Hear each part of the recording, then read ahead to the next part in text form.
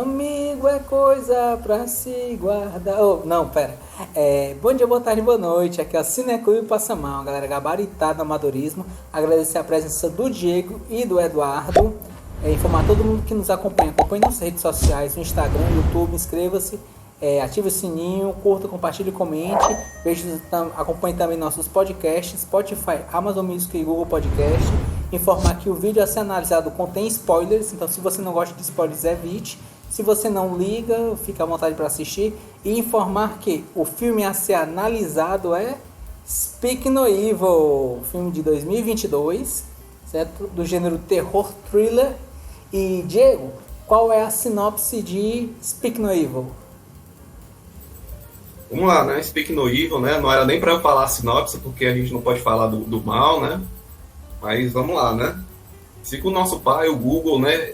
Ele diz que é o seguinte: em férias na Toscana, uma família dinamarquesa se torna instantaneamente amiga de uma família neerlandesa. Meses depois, o casal dinamarquês recebe um convite inesperado.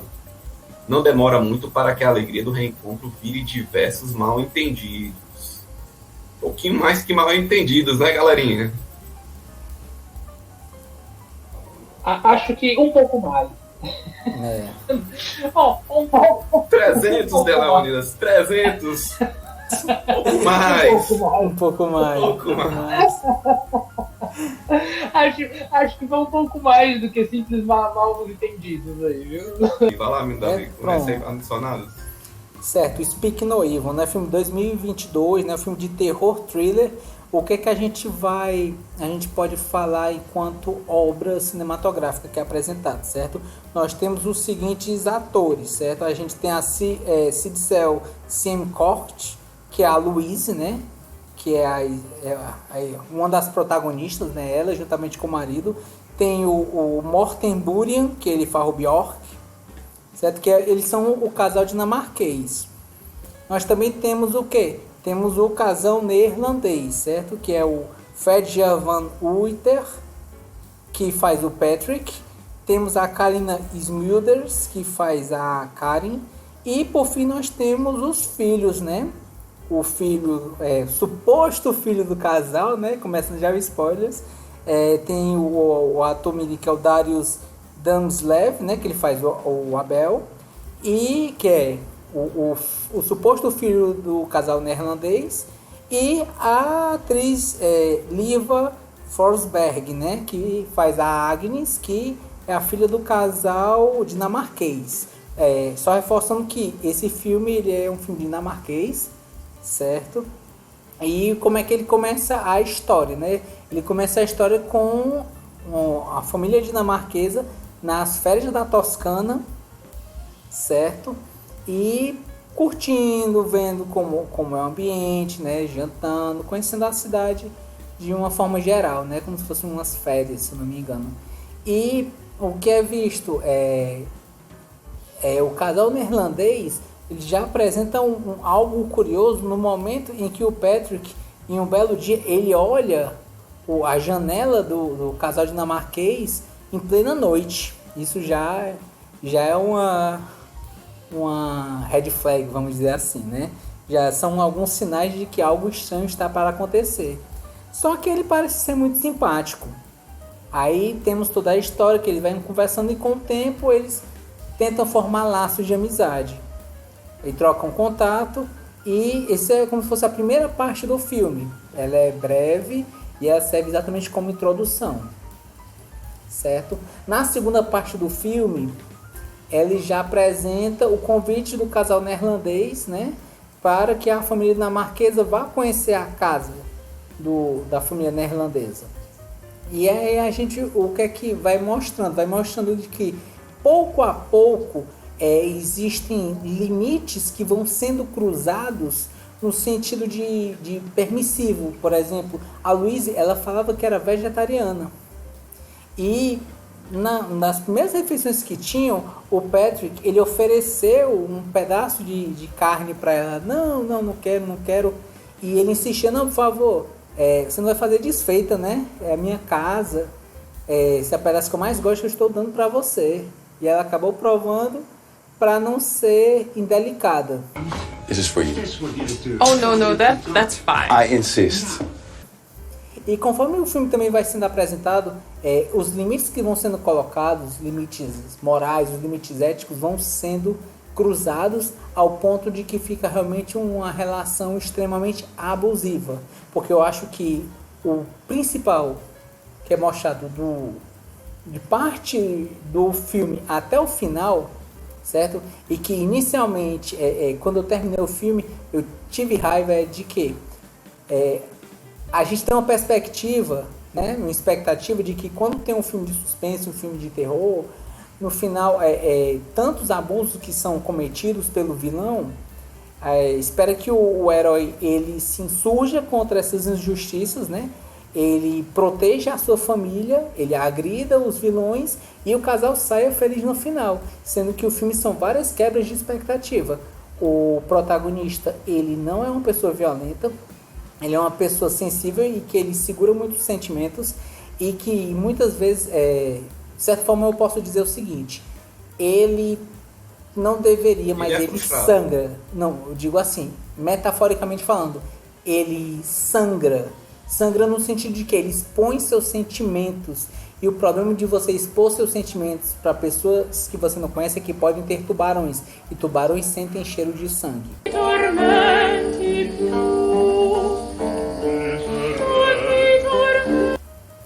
O Patrick, ele é um lobo em pele de cordeiro. No sentido de que ele tenta ser amigável e depois a gente acaba descobrindo que ele é um criminoso, ele sequestra crianças, ele mata pais, né? E acontece toda a história e a gente vai esperando de que o casal ele brigue, só que ele não briga, ele não reage fisicamente falando para uma disputa física, vamos dizer assim, porque de uma certa forma ele já estava domado. Como os limites que vão sendo tirados, vamos dizer assim, né? Eles acabam por cada vez mais deixá-lo mais apático. E minha primeira impressão que eu tive desse filme é que de muita raiva de por que ele não reagia. Mas aí que tá. A gente pode estabelecer isso perante uma pessoa, um grupo que sofrem abuso, porque é disso que para mim o filme se trata. Isso é um filme sobre abuso, certo? São os abusos físicos, os abusos psicológicos que são estabelecidos nesse filme, que são mostrados. Toda essa quebra de expectativa é assim, a gente pode chegar com uma pessoa, um grupo que sofreu esse problema e dizer, mas por que você não reagiu? A gente não sabe o que se passa dentro da cabeça da pessoa, né? Às vezes a pessoa congela, às vezes a pessoa fica apavorada. Então, inicialmente eu tive essa questão, como eu disse anteriormente, né? De que eu fiquei irritado com o casal de não ter reagido, mas depois eu pensei, exatamente esse o ponto de que se trata o filme.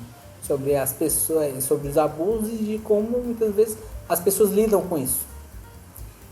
E, assim, sem mais delongas, para escutar as opiniões dos outros analistas do filme, né? Vou dar uma nota 6 para o filme. Acho que, não como eu disse antes, ele tem uma quebra de expectativa e que dá um mau gosto, assim, na garganta no final, mas ainda assim ele tem, de certa forma, uma trama interessante, certo? O final anticlímax que é apresentado, eu acho que é exatamente para elaborar a respeito desses... Talvez seja para ser feito esse questionamento. Não sei se certo? Eu posso conjecturar somente a respeito disso. E minhas palavras para esse filme são Dinamarca, relações abusivas e Holanda, que depois de ver esse filme é um canto que eu quero evitar durante um tempo. Excelente lugar para se visitar. Fiquei traumatizado por causa disso. O cara é altamente impressionável. Parece que eu acabei de voltar lá para aquele filme Albergue, se liga? Entendeu? Quando foi lançado o Albergue, aquele mesmo afã que estava rolando, ou mesmo se a gente voltasse para aquele filme terrível chamado Turistas, né? Que se passa no Brasil. Muito bom. Muito bom de jogar fora. Isso Você indicaria esse filme pra galera? Não, não indicaria. Eu acho que eu indicaria para um público talvez muito seleto, que eles quisessem ver um filme de terror, um thriller que ele quebrasse expectativas e que desgraçasse a cabeça dessa pessoa. Desgraçasse a cabeça. Um fã de Gaspar Noé, talvez, né?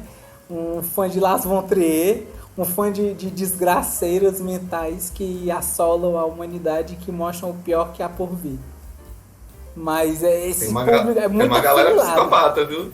Pois é. Tem uma galera psicopata aí, viu? Pois é. Para essas pessoas eu poderia falar. Eu me enquadro nessa. Pois é. Aí já vai indicando aí pro Dr. Putinho aí que ele aceita essas trecheiras aí. Eu mato do peito essa daí, viu? Eu encaro, sabe? Se é pra desgraçar a cabeça, ele se joga mesmo. Porque, assim, eu acho que esse filme, ele passa por pelo menos enquanto brasileiro, ele é realmente uma experiência de choque de cultura. Sim. Enquanto brasileiro, e para cada cultura que vê esse filme, eu imagino que vai ter uma reação bem específica. Alguns vão entender plenamente, outros, como geralmente eu vi alguns comentários à época falando desse filme, dos locais que comentavam sobre esse filme, e o argumento principal era: meu amigo, eu nunca que deixava, no primeiro abuso que eu tivesse testemunhado, entendeu? Eu já tinha me mandado dali, já tinha falado poucas e boas, já teria feito... Esse é o contexto, entendeu? Essa é a ideia. Como eu disse anteriormente, como eu tinha dito anteriormente, a primeira vez que... Minha primeira reação para o filme foi de raiva. Eu queria que aquela expectativa de que o casal se insurgisse contra... esses abusos, mas... Eu ouvi uma opinião muito curiosa, eu vi uma pessoa em um local comentando sobre o filme, né, e falou mais ou menos assim: poxa, dou 4 estrelas pra esse filme, mas eu fiquei muito puto com o final porque eu não gosto de pessoas fracas. Assim, super abrupto. E tá no direito dele, né? Se ele não gosta... Ele vai assistir um filme do quê? Do Velozes Furiosos, só a gente toda lá. Eu acho bacana porque tanto o comentário quanto o filme, né, para provocar esse tipo de comentário, teve que ensejar o limiar do que seria parcimônia, né? Percebe? A parcimônia do abuso, por assim dizer. Você é parcimonioso, né? Quer a paz, enfim, quer o equilíbrio, não quer a evitação do conflito. Esse é o questionamento. Queria fazer uma pergunta lúdica para você, né, Miguel? Pegando esse contexto do Eduardo, né, que a gente vê que eu me insurgiria, né, se eu fosse o cara, né, chegava lá, né, e tal. Vamos fazer um exercício lúdico agora, Davi. Certo. Vamos imaginar que você estava no carro naquele momento perto do final com a sua família e aí a partir daí é sua cabeça o que vai acontecer, você que o que você imaginar, o que acontecer, você fala. Só que você não é o pai, você é a criança. Você é a criança de, sei lá, 10 anos lá. E tá lá seus pais não importa como aconteceu o contexto, não importa como chegou até ali. Eu sou o filho dos dinamarqueses ou dos holandeses? É como se seus pais tivessem viajado lá pra Holanda, né? Tá lá o seu pai, sua mãe e você criança, né? Os seus 10 anos, sei lá, que ano aquelas crianças são, né? Eu quero que você faça um exercício do que aconteceria naquela cena já perto do final no carro. Você tá dizendo na perspectiva, eu sendo criança e meus pais estando lá, não é isso? Exatamente. Como eu disse, a minha conjectura é que realmente meus pais iriam ter uma reação muito mais brusca, né? Mas é exatamente essa perspectiva com base em conhecimento, né? Você conhecer a sua família, saber formas de como lidar, né? Questão do pensamento rápido, né? Às vezes agir friamente em certos momentos de tensão, porque exatamente existe essa questão da adrenalina do corpo, né? Então, existem 2 pontos, né? Você pode lutar, você pode fugir, mas tem muita gente que congela também. Então, eu, enquanto criança, o meu pensamento é que eles iriam reagir. Mas eu sendo criança de 10 anos de idade, meu conhecimento é pouco. Mas, novamente, conjecturas.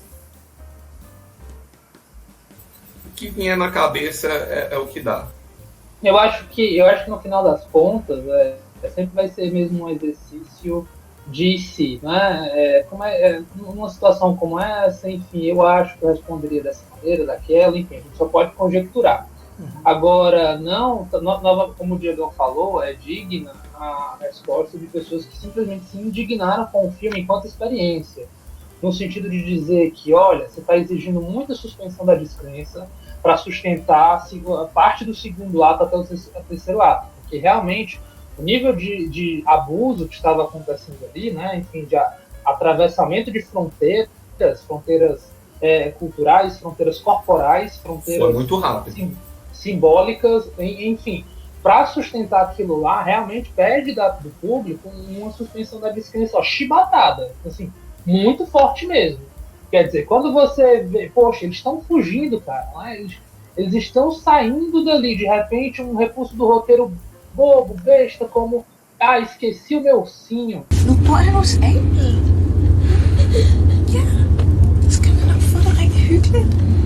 Entendeu? É bacana pensar que ele parece bobo numa primeira olhada, mas se você olhar grande, né, na tela grande, faz sentido, porque é sobre pessoas pais, né, que a gente tem casal com outro casal, né, aí tem enquanto o papel de pais enquanto na relação com as crianças, né, no caso com a Agatha, acho que é o nome dela. Agnes. Né? Agnes, o nome da filha, né, que é não poder dizer não, cara.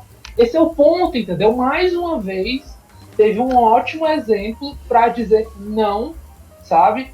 Sustenta a angústia, sustenta o fato de que vai ser provocador de angústia para o outro, sabe? É esse convite aí para esses pais, e no caso, ou pessoas, aqui eu vou me reportar como pessoas, de sustentar esse não, e não conseguiu sustentar o não, e por não conseguir sustentar o não, trouxe todo digamos assim, uma retomada da tortura psicológica, emocional que estava acontecendo. Agora sim, o filme ele se dá todo um trabalho de dizer assim, olha, a gente encantou eles primeiro, no sentido de encantamento mesmo, sabe? Treinaram eles. Sim, a gente se conheceu num contexto bacana, num contexto onde eu via ali supostamente um lado muito interessante, sedutor dessas pessoas, sabe? Carismáticos, oferecendo oportunidades. Mas é aquela história, né? Todo dia de manhã. Né? Acordam duas pessoas, né? Acordam duas pessoas, exatamente, né? Um malandro e um inocente. Quando se encontram, sai negócio aí na história. Então, pois é, eles ficaram muito encantados com todas aquelas promessas e aqueles diálogos, o jeito dos holandeses se portarem, se nem são holandeses mesmo, enfim, né? E agora, o que é interessante, o que eu quero dizer com isso? Teve esse encantamento, mas quando eles chegaram lá, para também sustentar a permanência deles, tinha esse carinha aqui, né? Esqueci agora o nome dele, o pai de família, o Bjorn, né? O Bjorn, ele tinha essa trama de se ver como um adulto homem, um homem muito pacífico, ou passivo. Frustrado. Né? A diferença de pacífico para passivo, isso inclusive é outra discussão, porque alguém pacífico não necessariamente é alguém passivo, pelo contrário, para preservar a paz, carece de ação, carece de postura. Aí qual a postura a se fazer, aí é um outro debate, mas há uma diferença aí, que esse filme acho que enseja a discussão. Mas então, o Bjorn, ele cai emocionalmente, psicologicamente, na esfera desse homem que teve que abrir mão, a gente discutindo muito coisa de Red Pill, né? Hoje caiu em voga. É o Blue Pill total. Sim, uma masculinidade frágil, enfim, uma perspectiva que tem que ser mais agressiva, tem que ser lobo das estepes, né? Lobo das montanhas, mais ativa, coisa que o meninozinho lá, o casal de bandido, o Patrick, ele meio que representa pra ele, né? Essa cena icônica desse grito. Ele é Red Pill total. Red Pillado total.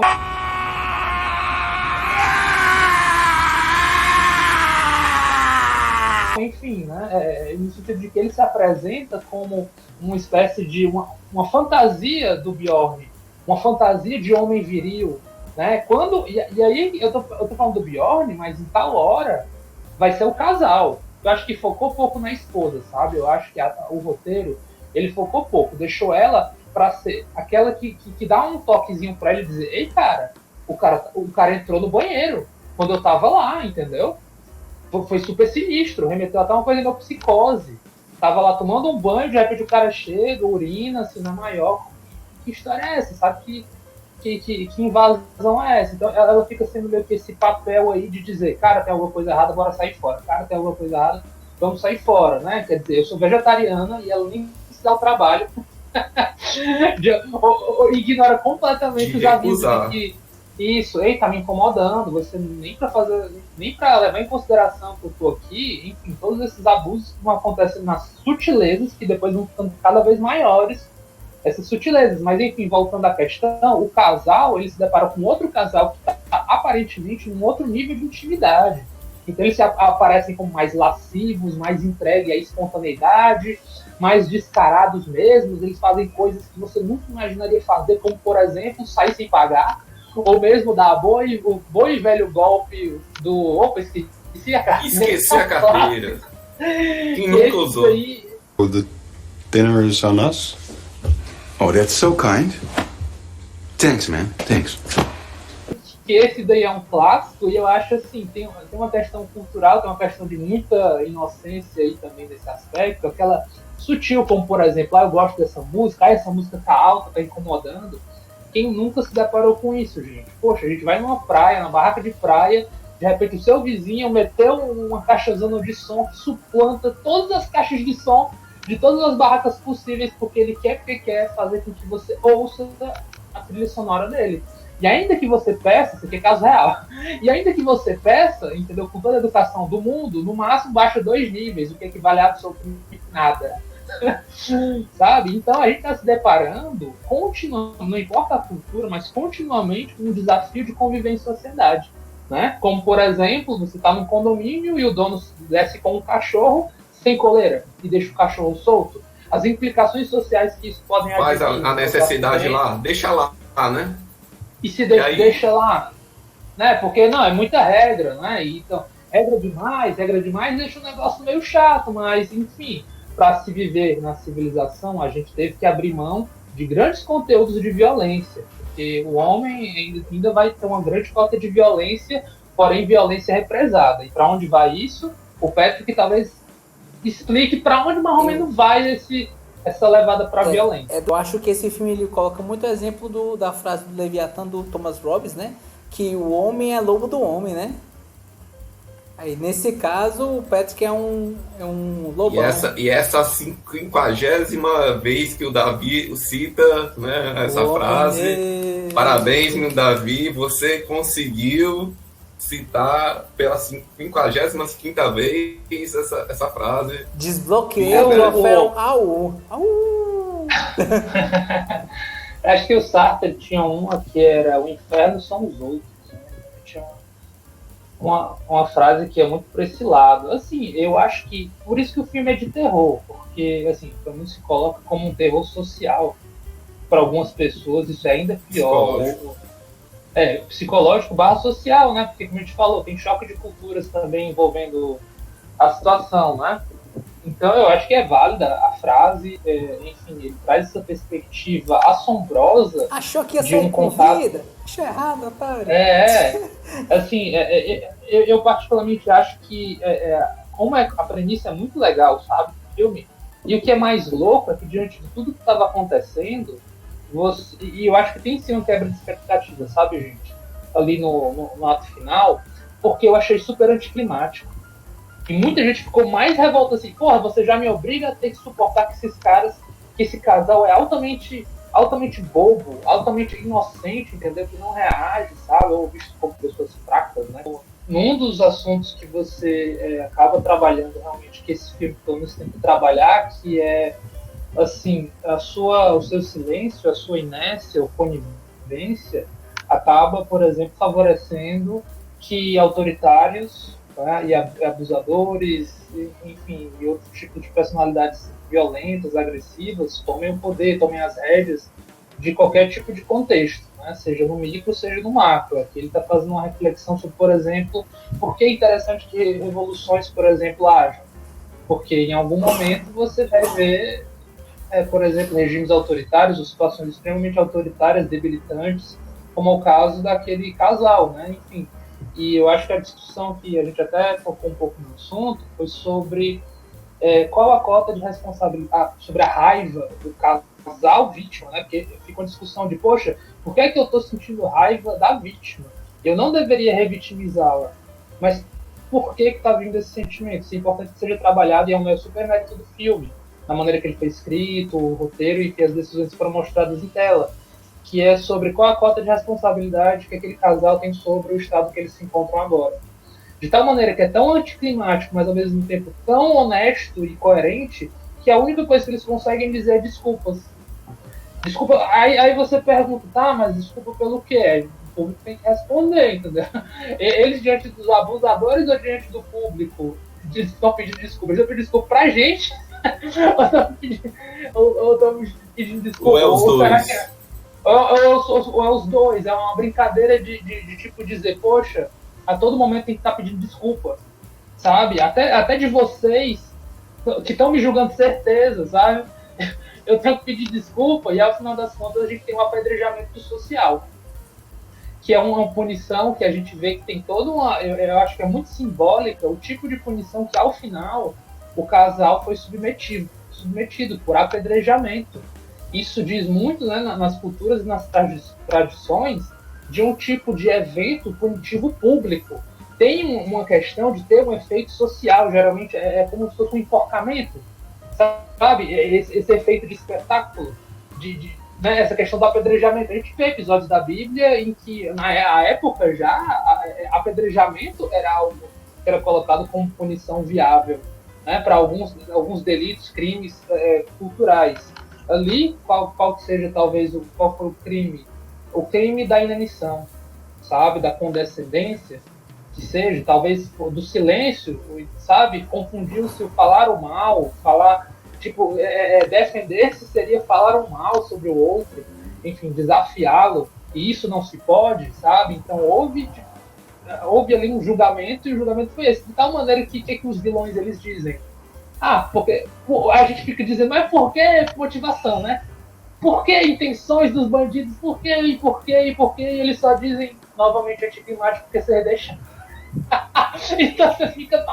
Eu acho que essa frase que ele coloca, né, de por que vocês deixaram, eu acho que é exatamente esse condicionamento da gente dar essa impressão inicial de ter raiva do casal. Por que vocês deixaram? E por que vocês deixaram? Aí que no final você acaba questionando. Aí você dá razão pros agressores, né? O caminho inicial que você pode, se você for pegar só a primeira camada do elemento, você fica, é porque realmente eles deixaram. Mas se você for cavucar, saber isso aí, como eu disse anteriormente, é uma história de abuso. E a gente pode culpabilizar a vítima. Isso é uma coisa muito complicada. Isso é perigoso. Isso é muito perigoso. Pois é a discussão que o filme acaba ensejando e novamente pegando o símbolo lá do apedrejamento, mas antes do apedrejamento teve a questão de ser despido, né? E isso novamente é um signo que cabe ser analisado. O que acontece? O filme ele tem muito cuidado de quando vai apresentar violência, mas no sentido de uma violência extrema. Eu acho que um dos primeiros momentos onde esse que eu estou usando termo psicanalítico, né? O real da violência, que a gente não consegue nem processar direito, que é tão chocante, é quando o menino abre a boca. E daí você se depara com o fato de que esse moleque não tem língua. Foi cortada. Por que foi cortada? E aí a gente vira na batatinha, já fazendo todo o filme na nossa cabeça. Mas ali é só... Aí quando o menino mostrou a linguinha, eu já telegrafei tudo. Eu já abracei o final. Mas note, novamente, a violência ela é cadenciada e estratégica, porque a gente meio que sente aquele embrulho do deu ruim real e não tem volta. O mal venceu quando a menina tem a língua cortada. Aí você vê, assim, eu tô arrepiado até agora só de lembrar, quando aquela cena... E nossa, não tem volta, pegar uma criança mesmo, na frente dos pais, com grandes toques de crueldade. Não tem conversa não, daqui não tem volta. Ou você reage com violência pra morrer, sei lá, lutando, ou simplesmente assiste acontecer o que há de acontecer contigo. Né? Vocês foram sequestrados, a sua filha vai sim ser levada e não tem retorno daqui. E ao invés da gente ser presenteado, né, com heróis, protagonistas heróicos, ativos, não, a gente tem o quê? Um espírito quebrado. Isso me lembrou muito Auschwitz, porque os campos de concentração eles quebravam a alma daqueles seres humanos. Quebravam fome, humilhação, indignidade, sabe? Sem saber se ia viver até o fim do dia, sem saber onde estavam seus parentes, doenças. Então você quebra o espírito antes do derradeiro do sopro, do derradeiro do sopro final. Então, o fato deles estarem desnudos estava espírito quebrado. Você desiste, cara. Só vai para desistência. E o que sobra para você que não tomou as decisões que supostamente tem como ideais? Desculpa, né? Só que não vai em paz, você vai sofrendo. Vá como se fosse indo para o inferno, vai em suplício, em tortura, humilhado mais uma vez, né? Humilhado porque está desnudo ante o inimigo, ante aquele que te agrediu e te abusou. Então, assim, é um filme, cara, que não alivia. E eu acho que tem um mérito enquanto horror por não aliviar. Ele não alivia como é que se diz? Pelo jumpscare. Não, ele alivia pela aquela tensão construída que veio com esse terror que a gente está consumindo mais, né? Aquele terror que se sustenta pela manutenção da angústia, do mal-estar que nos provoca. Aí a gente precisa conversar sobre onde vem o mal-estar, e é isso que a gente está tentando elaborar justamente aqui. Pô, por que eu senti raiva? Eu não deveria ter sentido raiva. Isso é raiva? Por raiva? Não. É nojo. Enfim, é empolgação. O que é, né? Então a gente está dando alguns nomes para esses sentimentos que estão vindo diante daquilo que nós assistimos. Enfim, mérito do roteiro, tá aí, ó. Mérito do filme, mérito do roteiro. O filme provocou esses sentimentos, né, na gente. Eu acho que é o maior mérito desse filme, inclusive, porque ele é até simples. E note, uma coisa que você falou também, Diego, Davi, que se a gente olha com muita frieza, poderia ser só um filme de deu ruim, tô no rolê que deu errado. Só um filme de isso, o cinema pra terror enquanto gênero já tá cheio e lotado. Aquele filme de fui na floresta, a estrada tá fechada, peguei a outra, opa, deu ruim, tem uma família de mutantes lá, ou caramba que o seja. Fui curtir na aldeia da Suécia, deu ruim, né? E olha no que deu. Ou como, por exemplo, o Mandy, né? Tava na minha casinha, os bandidos deram um retorno. Na minha casinha, no meio do nada, chegou os bandidos do inferno, que não, na verdade era só gente normal. Certo. Só nóia, era nóia. Deu mal. Então, assim, tipo, poderia ser só um filme reduzido a isso, porém, que isso olha toda uma construção, olha, mais complexo que isso, apesar de ainda flertar com essa ideia. A gente caiu nas mãos de psicopatas, a gente caiu nas mãos, assim, psicopatas seriais, com todo um modus operandi e uma logística. E o que é pior, e aí por isso que eu falei do albergue, porque no albergue você tem uma logística, você tem uma indústria que está sustentando aquilo lá, você traz como se fosse uma indústria de escravos, uma indústria do sexo, tem uma racionalização, um modus operandi, você tem os pescadores, os recrutadores vão lá, seduzem, trazem, entendeu? Agora, aí a loucura é essa. Poxa, valor econômico. Mas cadê o valor econômico desse filme? Aí que tá, a economia é a perversidade, cara. Como você mesmo falou. A gente vai atrás dos porquês, mas é a maldade pela maldade, porque o que eles ganham parece ser tão irrisório pro retorno que vem disso, assim, o que não faz questão mas de... Mas pra eles é muito. Porque aí que tá, pra eles... Isso, o prazer de brincar, de humilhar e de ver a vida e a alma da pessoa saindo e ela ser desnuda no final. Esse é o grande prazer. E talvez o prazer de dizer, a culpa é de vocês, a culpa é sua, entendeu? E apontar aquele dedão e o prazerzão que tem de se apontar dedos. Talvez fique morreu por quê, né? Por quê, né? Isso. Aquilo que a gente estava conversando, né? Afinal de contas, assim, desculpa para quem, né? Você tem nota para esse filme, palavras? Cara, assim, não pensei muito não, mas eu fico ali no nota 7, tá bom? Eu acho que ele é uma direção competente, sóbria, ele tenta manter um realismo, eu acho que ele se prende a, de fato, um realismo, porque o terror tá aí. O terror tá no quão real uma situação como essa já aconteceu na história da humanidade ou acontece todo dia de nossas vidas com as perversidades do viver em sociedade.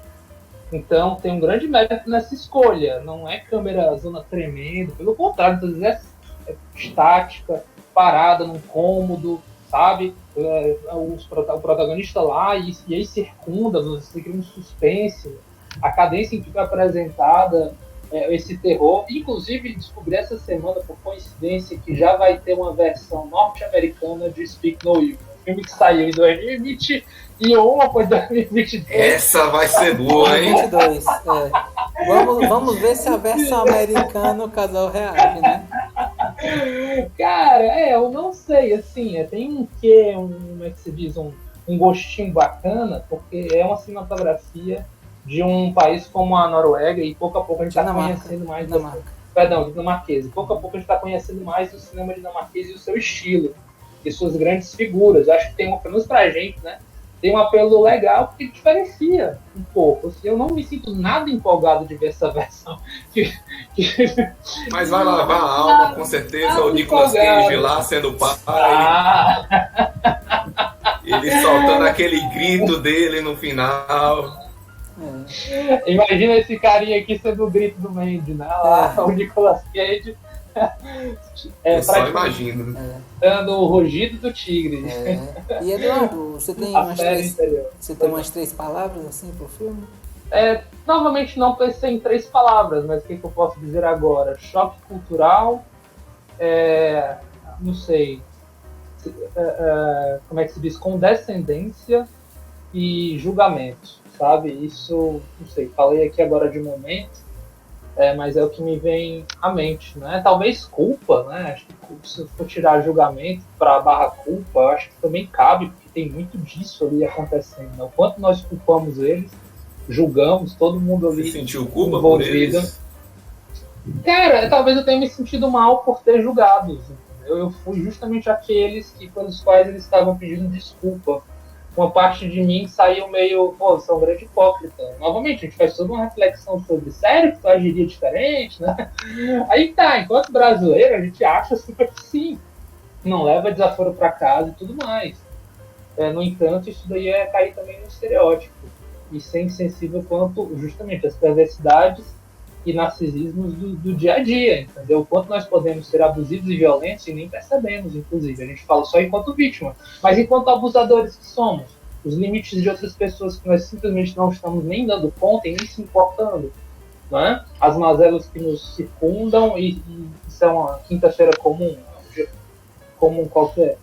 Assim, aquele chefe chegando com um monte de papelada pra você na sexta-feira. Não, isso aí você termina em 5 minutos. 5 minutos que duram, né? Eduardo, você indicaria esse filme? Cara, indicaria. Eu acho que vai dentro do que o Davi falou sobre quem gosta, né? Quem gosta mais desse perfil, que quer esse terror que saia do jumpscare completamente e vá para um terror social, psicológico e suspense de costumes. Enfim, eu acho que vai pegar legal. Não é como se fosse um Corra, né? O fodão desse tema é Corra hoje.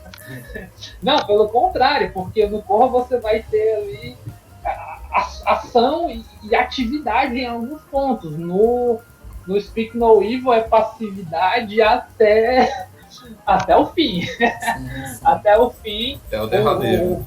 Até o fim o mal vai ganhar. Então, é meio que isso que nos entrega. Acho que se sair com raiva, você saiu correto. Se saiu triste, saiu correto. Se saiu feliz. Se saiu feliz, avalie seus valores. É verdade. Você na perspectiva de criança, certo? Dentro do carro, mas sendo os seus pais, naquela cena final, como você acha que seria? Como você lidaria? Cara, eu acho uma pergunta muito cruel, é um IC que eu não faço questão muito de responder, não. Eu acho que fica a minha resposta de que ali era o início derradeiro do fim e de um espírito sendo quebrado praticamente acutelado, sabe? Então, eu acho que isso responde. Sabe aquele dito famoso que tem da chegada do Dante, salvo engano, no inferno? Sim. Aqui Entendeu? deixa Aqui isso perde toda a esperança. Ou seja, pode cair gostoso no desespero. Então essa é a resposta. Essa é a resposta que eu posso dar. Agradecer aí a análise do Eduardo. Então vamos voltar agora a análise pro Diego. Diga lá, Diego, qual é a sua análise a respeito de Speak No Evil? Queria jogar logo meu questionamento pro Eduardo, né? E pro menino Davi logo, da minha impressão, né? Eu, assim como o menino Davi, né? No final do filme, eu fiquei com muita raiva, né? Eu acho que a experiência que você tem, né? É a frustração de ver aquelas pessoas, né? Sendo humilhadas, né? Sendo devastadas ali por pessoas que basicamente estavam ali pela maldade de fazer aquilo. Talvez não estavam nem ganhando em relação a isso, mas só queriam sentir o poder, né? O poder da influência que elas tinham, né? Mas ao mesmo tempo você sente raiva. Você sente raiva do casal. Você internamente você era para sentir raiva do outro casal, do casal que fez as maldades. A gente sai do filme devastado porque meio que culpando, né, aquele casal porque eles não estabeleceram limites, eles não conseguiram bater de frente. Mas, tipo, sabe, quem chega numa situação que se congela completamente? E uma pessoa que sofre de depressão, que numa situação que chegasse num extremo e congelasse, não tivesse mais condições de viver, né? Que eu acho que quando cortaram a língua da Agnes, né? A mãe chegou naquele limite que depressão assim, que quebrou a alma, né? Quebrou o espírito de viver, né? Foi. Não, pode falar, pode ser. Eu só queria voltar para depois. Não, termine, cara. Então, assim, eu saí com muita raiva, assim, né? Com muita raiva do casal e eu fiquei assim, poxa, mas... Cara, não tá certo isso, não tá certo. Eu senti raiva do casal. Não tá certo, eu devia sentir raiva daquele outro do casal que fez as maldades, né? E aí eu pensava, né, no filme, né? E eu passei um bom tempo, assim, refletindo sobre isso, né? E aí eu pensei, né? Poxa, por que eu fiquei tão chateado com aquela cena, né? Com aquela cena que eles pedem para tirarem as roupas, né? E são colocados numa vala que eles vão de livre prontidão, né? E aí chegam lá, né? Só falam desculpas e começam a jogar pedras neles e até morrer, né? Eu fiquei pensando, né? Cara, isso é muito errado, né? E sabe, me veio assim um estalo e eu pensei assim, cara, isso pelo menos é só ficção, né? É só uma... Não, isso aí nunca poderia acontecer na vida real, né? Tipo, aquilo ali é esticado demais, né, gente? Você pegar e a pessoa aceitar e chegar até aquele ponto, né?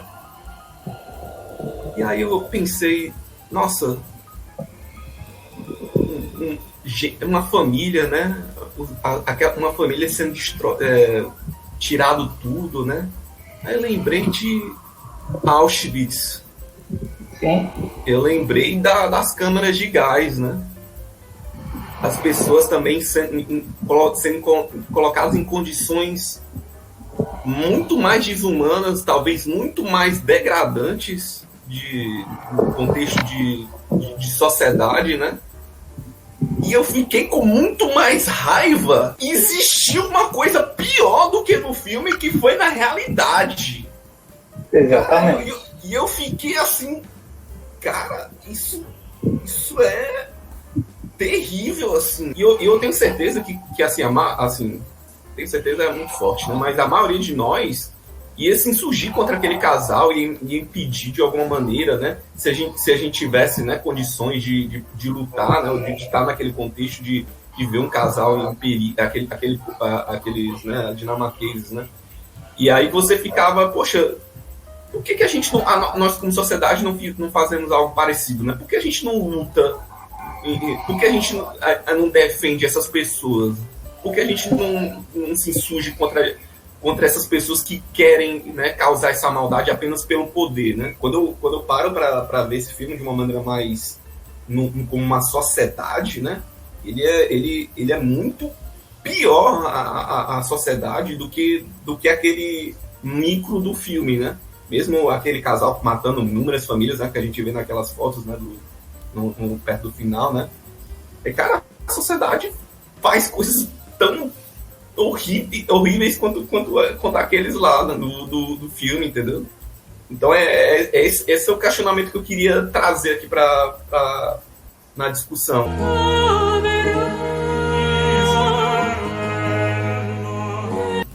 A experiência foi essa que eu narrei pro menino Eduardo, né? A sensação... é aquela coisa, eu fui para ver um casal de gente folgada, né? Que, né, que casal maravilhoso para cuidar da minha casa, para cuidar dos meus filhos, né? Para chegar, né? Poitar, né? O famoso se aproveitar, né? Daquela outra família, né? Só que aí foi caminhando para essa coisa do terror, né? E aí quando o Eduardo citou, né, a cena de violência, né, que é o menino com a língua cortada, né?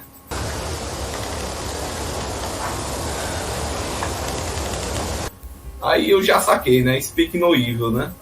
Aí ali todas as sinapses conectaram, esse casal aí vai morrer e vai sobrar só a menina com o nariz ou com a língua cortada, né? E aí isso me levou a refletir também sobre essa questão do speak no evil, né? Por que as crianças não falam, né? E aí me lembrou de novo com aquela questão de sociedade, né? Que o mal, né? Tolhe a capacidade daqueles novos, né? De falar, de se expressar, de fazer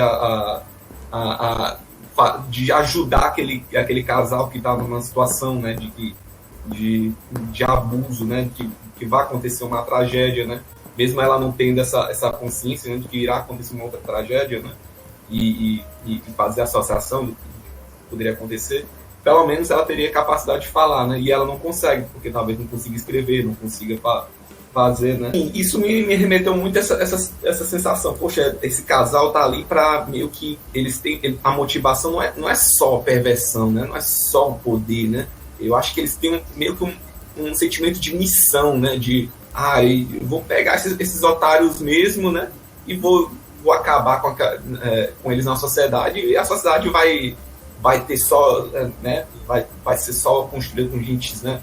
Com pessoas, né? Como eles, né? Como pessoas fortes, né? E isso vem aquela questão, né? Vale a pena só construir pessoas fortes, né? Pessoas com condições, né? De lutar, de ser agressiva. Esses red pill, né? Que a gente vê muito coach lá falando, você tem que mostrar sua voz de masculinidade, fazer aquilo lá, gritar, tomar o que é seu, dizer que ser malvado. E aí você pensa, poxa, a sociedade tá meio que dando voz para eles e meio que enaltecendo isso. E aí você olha pro filme e esses caras aqui meio que, se duvidar, estão com o pensamento certo, numa visão de sociedade, de gerar pessoas mais fortes, só que para um caminho muito mais desumano até, né? A verdade é que eu acho que essa violência, né, essa crueldade também é humana, né? De certa forma, né? Eu lembrei muito de um papo que a gente teve que eu tive com o Davi sobre em relação a Monster, que faz mais ou menos a mesma coisa, né? A gente vê muito eu esqueci o nome do garoto, Davi, você lembra? Johan. Johan. O Johan, ele é a pessoa mais maldosa, capaz de quebrar o indivíduo só com as palavras e fazendo ele sentir desistir da vida, desistir de tudo. E aí você pensa, poxa, esse cara tem uma construção de gerar de pessoas que não valorizam a vida, que não valorizam a construção de amor, de um sentimento de sabe, humano, né? E é uma coisa muito louca, né? Se você parar para pensar que pessoas assim existem, né? E aí vai de novo para aquela questão da sociedade, né? Que fez coisas tão piores quanto no filme, né? E tão mais desumanas, né? E degradantes para dentro desses grupos, né? E esse filme é interessante pensar para além, né? Para além dessa camada da passividade, para além dessa capacidade de você ver os agressores, a toxicidade das relações, né? E pensar como sociedade mesmo, né? Você pensar como numa camada além, né? Veja os seus políticos, veja a forma como a propaganda das motivações das pessoas são, de ser agressivo, de atacar, ser atacante. O negócio é atacar, não é defesa. Defesa é coisa de fraco. É você não ter aquele compromisso de agir. Você tem que agir. É a ação que é valorizada na sociedade. E aí a gente vai para esse caminho de que o forte vai ficando mais forte e massacrando o fraco, né? Então é um momento é um filme que gera muitas essas reflexões, né? E para mim, né, quando assistindo o filme, né, gerou esse desconforto, apesar de que eu estava convicto, né, daquele final, né, aquele final meio que devastador, né, surreal de que poderia acontecer, né? E assim, eu saí bastante mal do filme, né? Como que nem o Samuel, né? Eu saí do filme querendo assistir um vídeo de gatinho, assistir umas coisas mais leves, né? Uma sketch de humor, né? Sei lá, né? Um Fábio Pochá da vida, né? Talvez não tão sem graça, né? Mas vamos lá. Eu saí mal, né, do filme, mas me gerou essas reflexões, né? E eu acho que, apesar da experiência do filme eu dar uma nota 7, né?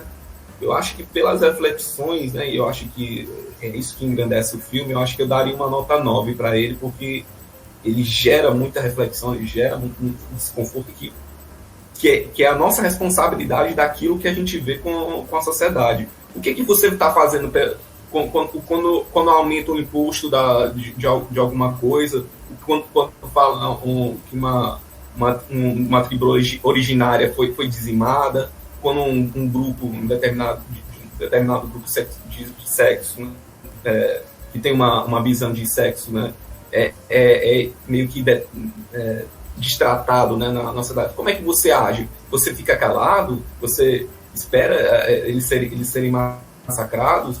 Você vai lá defender? Você defenderia aquele casal que estaria naquela situação? Por que você não defende uma tribo originária? Por que você não defende uma minoria que você não está lá? Por que você não defende até aquelas casas de idosos que necessitam? Por que você não faz uma boa ação? Por que você não faz uma coisa com isso aí que você está vendo a sociedade só moendo e você não faz nada?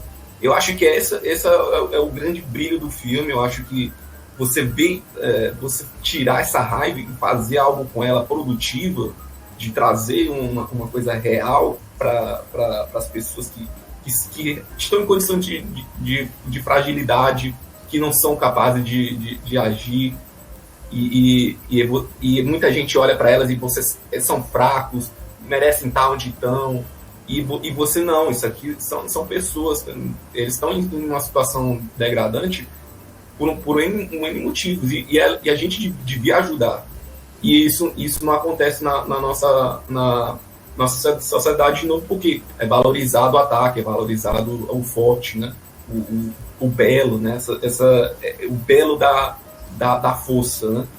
Então é essa a reflexão que me gera no filme. Eu acho um filme bastante impactante, forte.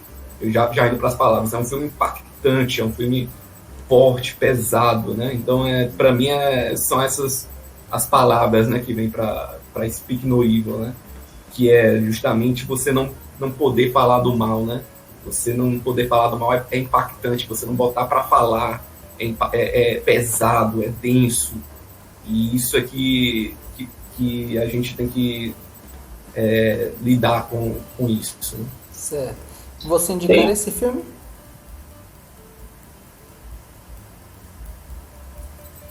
Não.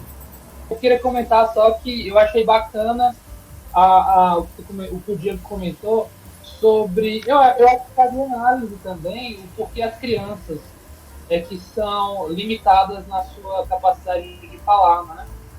Já que se a gente fizer uma reflexão como geracional, eu acho que faz sentido, porque se é um filme que ele castra pessoas, né? Ele tem essa questão de deixá-las desnudas e logo castradas, assim, impossibilitadas de uma série de coisas, a geração, os mais novos é que muitas vezes trazem na sua espontaneidade o quê? O caos, a curiosidade, a ação, enfim. Então, justo eles é que são calados, né? As crianças não podem falar. Então eu acho muito bacana ter trazido isso, assim, vendo enquanto signo que o filme colocou. E o que me remeteu a outra coisa. E o que me remeteu a outra coisa. Como parece que não tem ninguém além deles no mundo. É pobre de outras pessoas para sequer pensar em pedir ajuda. Né? Depois eu fiquei lembrando que as tomadas externas, quando eles entram naquele mundinho dos abusadores, né? dos vilões, quando eles entram naquele mundo, parece que os arredores é uma terra estéril, uma falta de humanidade, é uma exacerbação de uma desumanidade. Quer dizer, quando ele finalmente foge no terceiro ato, é uma fazenda. Ele corre com a casa onde ninguém lhe ajuda, aparentemente está vazia, e nada acontece feijoada, senão voltar e cair nas mãos do seu caçador, sabe? Então, passa muito isso também. Né? Para alguns vai ser uma grande agonia e desespero, mas essa falta de desesperança, novamente, né? Acho que isso me deu de novo. Desesperança. Não existe um outro ser humano lá capaz de tirá-lo da lama na qual ele se encontra e na qual ele também tem uma falta de participação porque se encontra lá. Então, aí que tá a grande ironia, né, gente? Quais são as grades que impediram ele de puxar o carro, né? São grades invisíveis, e grades invisíveis são logo grades sociais, grades psicológicas, e o filme quer trabalhar isso com a gente. Daí, raiva, complexidade, que o Diego se empolgou, deu a nota lixo, clássica, né? Tem nota 9. É isso, acho que são os comentários finais provocados pelo Diego. Então, vamos lá. Falando em comentários finais, Diego, trazendo a pergunta para você. Você, na perspectiva de criança, sendo seus pais na frente do carro na cena final, o que é que você diria? Rápido, Diego, para dar tempo. Rápido, né? Rápido. Vamos lá. É o meu momento lúdico, né? É meu, né? Vou já. Vai ser assim. Primeiro o que acontece? Minha mãe tá lá do meu lado, né? Eu com 10 anos, meu pai tá lá na frente, né? O que vai acontecer? Vai acontecer que a mamãe vai chegar e vai estalar os dedos e ela vai chegar numa realidade e vai baixar ela que ela vai lutar com o Fu. Já começa assim. Já começa ela altera, entrando no multiverso, vem uma realidade que ela sabe Kung Fu, vai começar a lutar. Chega o meu pai, né? Tá lá naquela condição. Né? Naquele carro vai chegar o quê? Vai chegar o Vin Diesel no carro com uma 12, né? Já chega dando uma escopetada e falar, né? Pela família, né? Então, assim, aí é o final, né? Do filme, né? Que já chega logo para dizer, é isso aqui, gente, é o final do que deveria ser Speak No Evil, Vin Diesel dando escopetada, né? E a mãe chegando no multiverso lutando karatê lá, usando todas as técnicas, né, que poderia usar como mestre Kung Fu, né? Então seria um final melhor. Seria um final melhor, com certeza. Com certeza. E muito mais divertido. E acabou de descrever praticamente um sonho molhado. É um sonho de cinéfilo molhado. Isso aí. Porque fez um mashups aí, um mashup de... Mashup filme. Só não pensei muito como é que eu inseria o Nicolas Cage nessa história. Vulgo mistureba. Misturou aí o...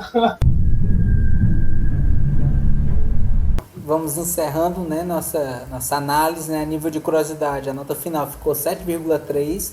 Agradecer a presença do Eduardo e do Diego. Reforçar para quem está nos assistindo. Acompanhe nossas redes sociais, no Instagram, YouTube, os nossos podcasts, Spotify, Amazon Music e Google Podcast. E vou perguntar para o Eduardo agora. Eduardo, para quem teve a pachorra de assistir esse vídeo até o final, tem que escrever o que nos comentários? Eu vou dar minha hashtag, viu? A minha hashtag é hashtag... Fale mal. Não fale.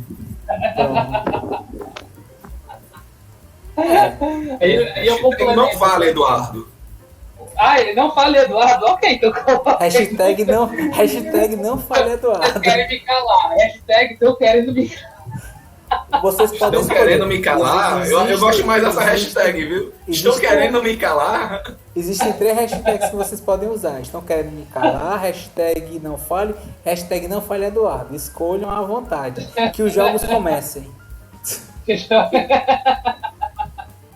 é isso. É sobre isso. E mandar um abraço pro Davi, outro Davi também. O Davi, que na votação do Cineclube praticamente mobilizou mundos e fundos para falar o bem do Cineclube Passa Mal. Para na votação esse filme ser contemplado. Então, muito obrigado. Para falar bem, ele consegue. Então, muito obrigado a todo mundo que nos acompanhou e valeu!